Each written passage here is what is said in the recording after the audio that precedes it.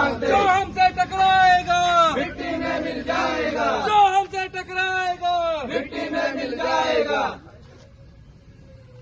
एक तीर एक कमान, आदिवासी एक समान, एक तीर एक कमान। आदिवासी एक समान।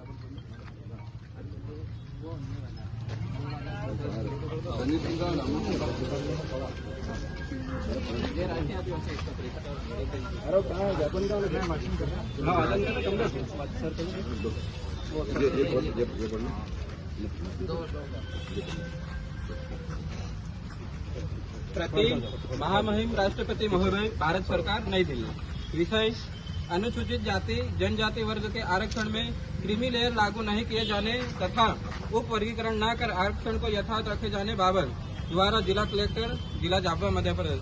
महोदया, विषय अंतर्गत सादर अवगत हो कि भारत में सामाजिक, शैक्षणिक, आर्थिक व राजनीतिक समानता हेतु भारतीय संविधान में अनुसूचित जाति व जनजाति वर्ग को लोकसभा में संविधान के अनुच्छेद 330 में तथा विधानसभा में संविधान के अनुच्छेद 332 में राजनीतिक आरक्षण की व्यवस्था की गई थी। उसी प्रकार अनुसूचित जाति व जनजाति वर्ग के सदस्यों को शासकीय सेवा में दावे हेतु संविधान के अनुच्छेद 335 में व्यवस्था की गई थी एवं संविधान के अनुच्छेद 341 में अनुसूचित जाति को तथा संविधान के अनुच्छेद 342 में अनुसूचित जनजाति को शासकीय, अर्धशासकीय व केंद्र की सेवाओं में आरक्षण प्रदान किया गया था। डॉक्टर बाबा साहेब भीमराव अम्बेडकर द्वारा इस राजनीतिक व शासकीय सेवा में आरक्षण की व्यवस्था का मुख्य उद्देश्य भारत में सामाजिक समानता स्थापित करना था, जो कि आज की परिस्थिति में भी यह उद्देश्य पूर्ण नहीं हो पाया। संविधान में राजनीतिक आरक्षण व सेवाओं में आरक्षण वंचित व पीड़ित जाति को दिया गया है, न कि अमीर और गरीब की श्रेणी को।